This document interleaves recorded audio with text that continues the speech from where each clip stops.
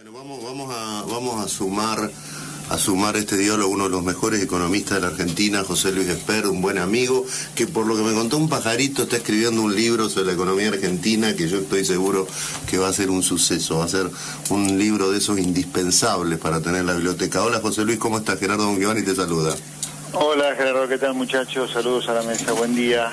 Digo, qué berenjenal que es la Argentina, José Luis, ¿no? Porque estábamos hablando del ministro de la Producción de Santa Fe, que entiendo que tuvo un intercambio de tweets contigo también, que propuso cerrar las importaciones de toda un tipo de producto por una empresa, y que dice que en Argentina dice que hay que proteger la industria, y bueno, y Argentina no importa nada, como todos sabemos, importa muy poco en relación a su producto. El tema de las tarjetas, ¿no? Que se vivió también esa fantasía de que no sé quién paga, era un pagadiós eso de ese financiamiento, quién paga eso. Es todo este festival de populismo que instaló, que viene de muchos años, pero que consolidó, perfeccionó, profundizó el kirchnerismo. ¿Cómo cuesta cambiarlo, eh? Sí, yo te diría, después de tantas décadas, cada vez nos vamos acercando más a un siglo de populismo. Si uno piensa que esto arrancó allá por la Primera Guerra Mundial en el siglo pasado, primero de manera tibia y después a partir de la segunda mitad del siglo pasado ya se consolida definitivamente con la aparición del peronismo, se ha transformado en una suerte de síndrome de Estocolmo, ¿no? Hemos desarrollado una suerte de empatía con nuestro secuestrador. El secuestrador es el populismo y la sociedad ha desarrollado una empatía por él.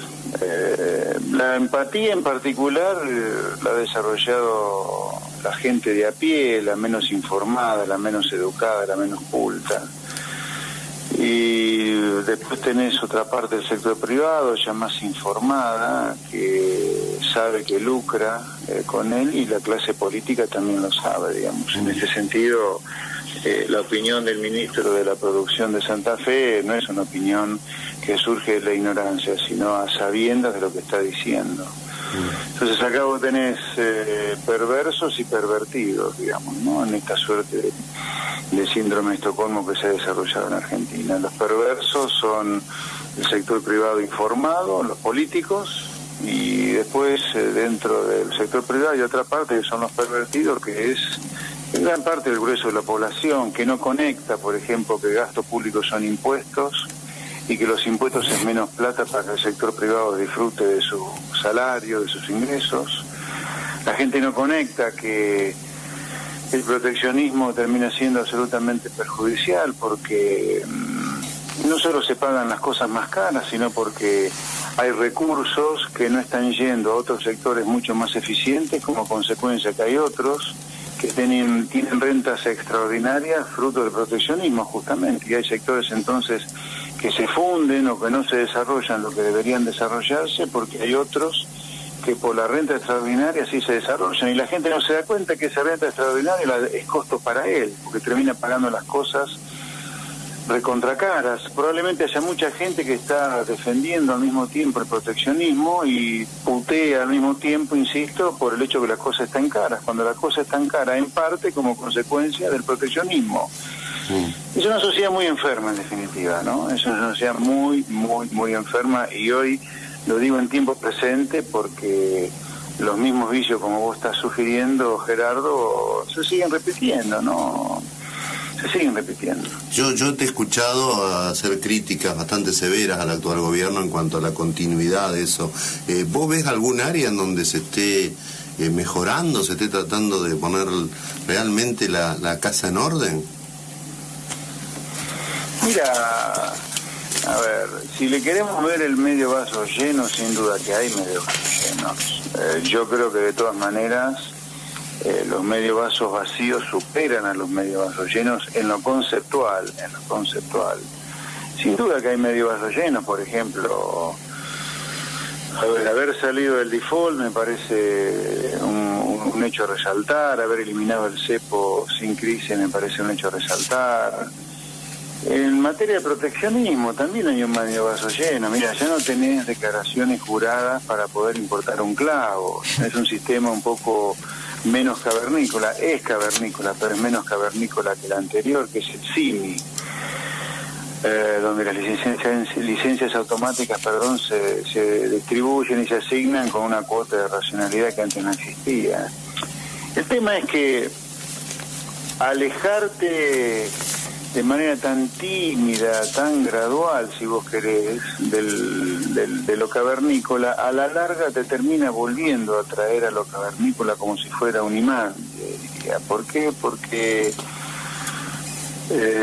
yo creo que alejarte de manera tan gradual, con tantos medios vasos vacíos, además, por el otro lado, me parece que te termina comiendo a la larga. O sea, lo que le estoy diciendo en algún lugar, que lo que está haciendo Macri, esto que está haciendo, si cambia es otra cosa, y no tengo la bola de cristal ni la lámpara para saber si va a cambiar o no, pero esto que está haciendo Macri a la larga no se sostiene.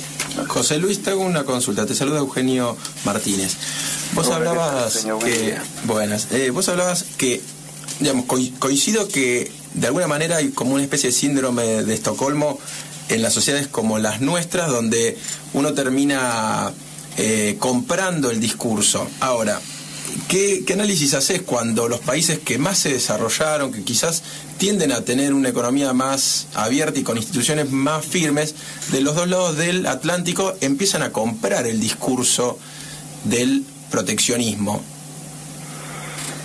Sí, yo lo que diría, no hay que dejar que nos seduzca esa tentación, en el sentido que no es comparable.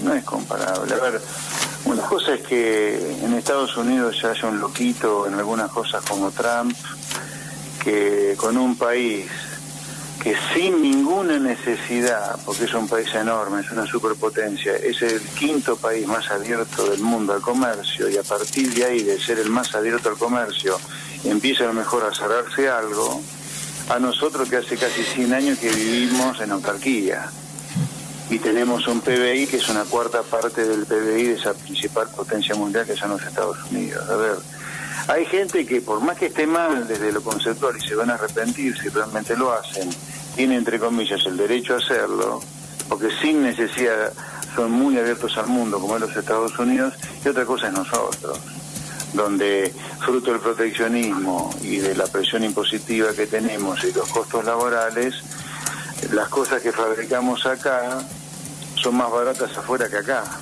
¿no?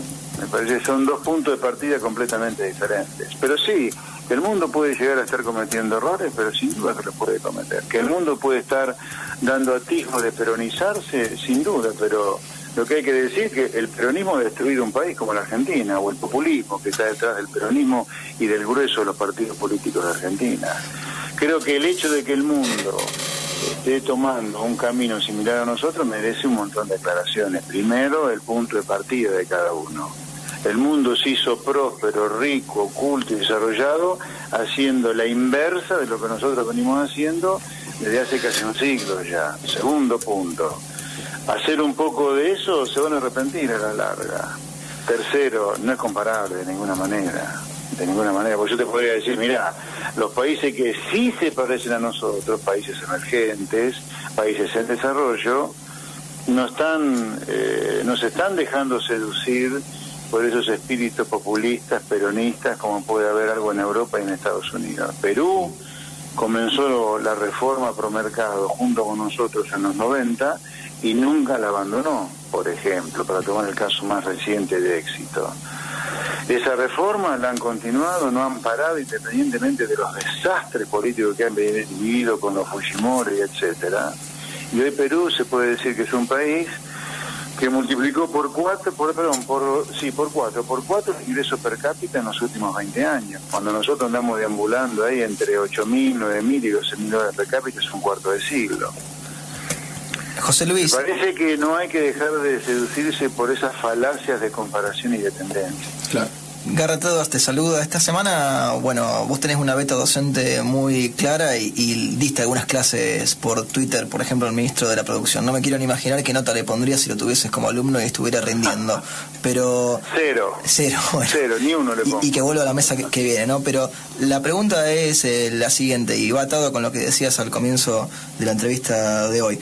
¿A vos te parece que están obrando mal todos los que están obrando mal con las cuestiones económicas por ignorancia o a sabiendas?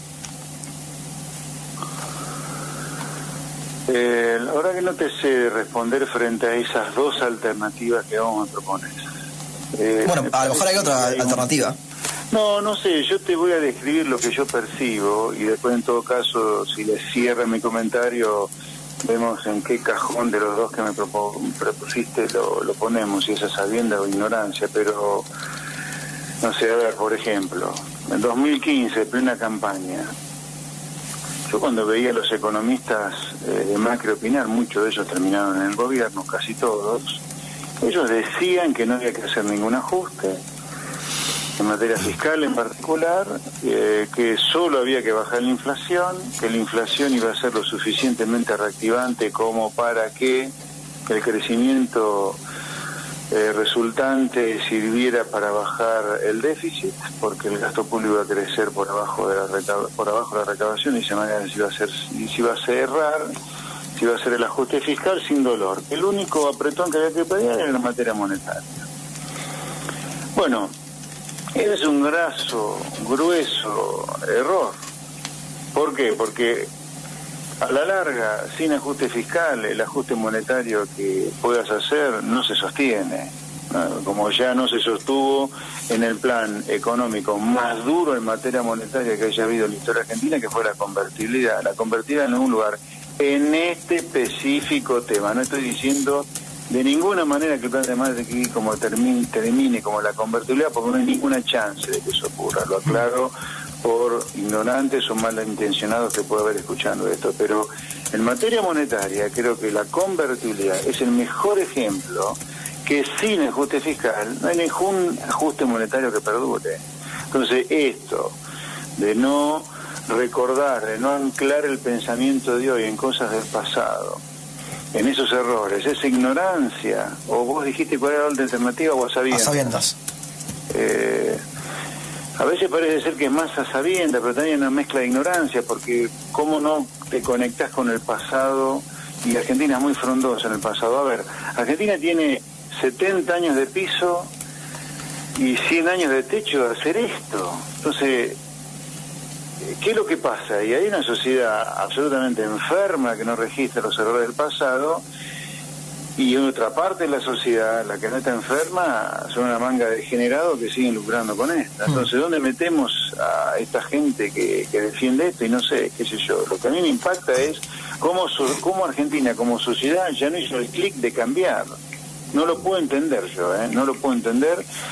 Y mi libro, que estamos más cerca, ya estamos a menos de 30 días hasta que aparezca, se la agarra con los que yo creo que lucran con eso y se mantienen de manera inescrupulosa defendiendo eso, ¿no? Que es la política, los sindicatos y los empresarios prebendarios. José Luis, te agradecemos mucho este contacto, ha sido muy gentil, que tengas buen fin de semana. No, un placer, abrazo grande para todos, buen día.